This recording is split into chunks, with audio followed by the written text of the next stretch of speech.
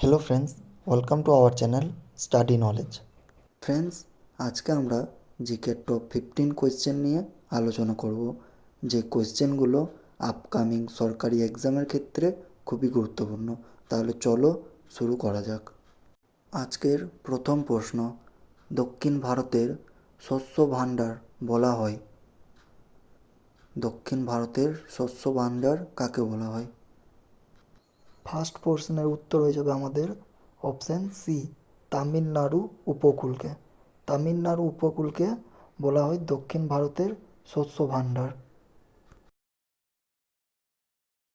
2 নম্বর প্রশ্ন আছে আমাদের, এইচটিটিপি এর সম্পূর্ণ অর্থ কী? এইচটিটিপি এর সম্পূর্ণ অর্থ কী? 2 নম্বর প্রশ্নের আমাদের উত্তর হয়ে যাবে hyper text transfer protocol. Option C হচ্ছে আমাদের সঠিক উত্তর, হাইপার টেক্সট ট্রান্সফার প্রোটোকল। 3 নম্বর প্রশ্ন আমাদের, প্রথম কম্পিউটার ভাষা কোনটি? প্রথম কম্পিউটার ভাষা কোনটি? 3 নম্বর প্রশ্নের উত্তর হয়ে যাবে অপশান বি, ফোরটেন। প্রথম কম্পিউটার ভাষা হচ্ছে ফোরটেন। অপশান বি হচ্ছে আমাদের সঠিক উত্তর। 4 নম্বর প্রশ্ন আছে আমাদের, চন্দ্রগুপ্ত মৌর্যের মৃত্যুর পর কে মগধের সিংহাসনে বসে? চন্দ্রগুপ্ত মৌর্যের মৃত্যুর পর কে মগধের সিংহাসনে বসেন? 4 নম্বর প্রশ্নের উত্তর হয়ে যাবে অপশান এ, বিন্দুসার। বিন্দুসার চন্দ্রগুপ্ত মৌর্যের মৃত্যুর পর মগধের সিংহাসনে বসেন। অপশান এ হচ্ছে আমাদের সঠিক উত্তর। অর্থবিল চূড়ান্তভাবে নির্ধারণ করেন কে? 5 নম্বর প্রশ্ন আছে আমাদের, অর্থবিল চূড়ান্তভাবে নির্ধারণ করেন কে? 5 নম্বর প্রশ্নের উত্তর হয়ে যাবে আমাদের স্পিকার। স্পিকার অর্থবিল চূড়ান্তভাবে নির্ধারণ করে। অপশান ডি হচ্ছে আমাদের সঠিক উত্তর। 6 নম্বর প্রশ্ন আমাদের, হুড্রু জলপ্রপাত কোন নদীর ওপর অবস্থিত? হুড্রু জলপ্রপাত কোন নদীর ওপর অবস্থিত? 6 নম্বর প্রশ্নের উত্তর হয়ে যাবে আমাদের সুবর্ণরেখা। হুড্রু জলপ্রপাত সুবর্ণরেখা নদীর ওপর অবস্থিত। 7 নম্বর প্রশ্ন আমাদের, আবুল ফজল কার সভাকবি ছিলেন? আবুল ফজল কার সভাকবি ছিলেন? 7 নম্বর প্রশ্নের উত্তর হয়ে যাবে আমাদের অপশান সি, আকবর। আকবরের সভাকবি ছিলেন আবুল ফজল। 8 নম্বর প্রশ্ন আমাদের, ফুসফুসের আবরণীকে কি বলা হয়? ফুসফুসের আবরণীকে কি বলা হয়? 8 নম্বর প্রশ্নের উত্তর হয়ে যাবে আমাদের pleura. Option C is the right answer. ফুসফুসের আবরণীকে ফ্লুরা বলা হয়। নিম্নলিখিত কোনটি তাপের একক নয়? 9 নম্বর প্রশ্ন আমাদের, নিম্নলিখিত কোনটি তাপের একক নয়? 9 নম্বর প্রশ্নের উত্তর হয়ে যাবে আমাদের অপশান ডি, পাস্কেল। 10 নম্বর প্রশ্নে যাওয়ার আগে ফ্রেন্ডস, তোমাদের কাছে একটি রিকোয়েস্ট, যদি ভিডিওটি ভালো লেগে থাকে তাহলে নিশ্চয়ই লাইক, কমেন্ট এবং শেয়ার করবেন। 10 নম্বর প্রশ্ন আছে আমাদের, নিচের কোনটিকে বাদামি কয়লা বলা হয়?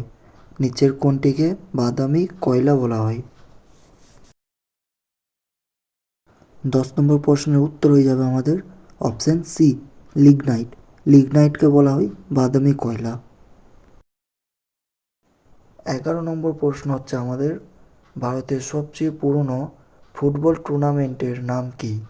ভারতের সবচেয়ে পুরনো ফুটবল টুর্নামেন্টের নাম কি? 11 নম্বর প্রশ্নের উত্তর হয়ে যাবে ডুরান্ডো কাপ। অপশান বি হচ্ছে সঠিক উত্তর। ভারতের সবচেয়ে পুরনো ফুটবল টুর্নামেন্টের নাম হচ্ছে ডুরান্ডো কাপ। পরমাণুর মধ্যে কোনটি সবচেয়ে হালকা কণা?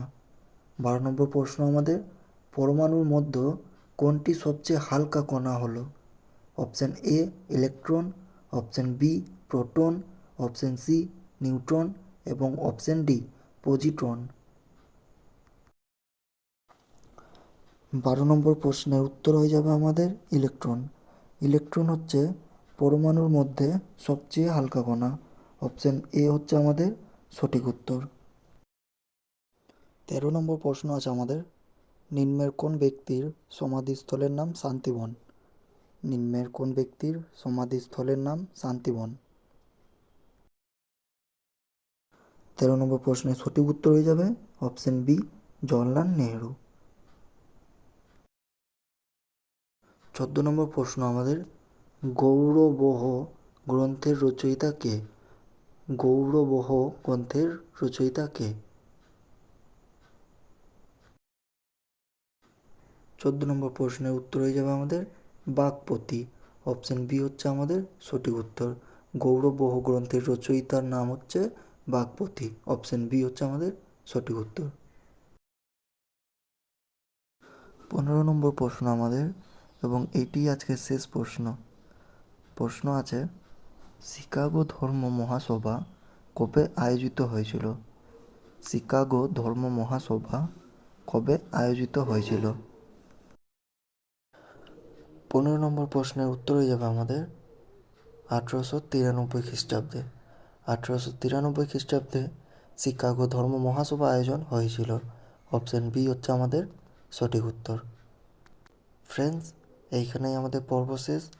যদি ভিডিওটি ভালো লেগে থাকে তাহলে লাইক, কমেন্ট এবং শেয়ার করবেন।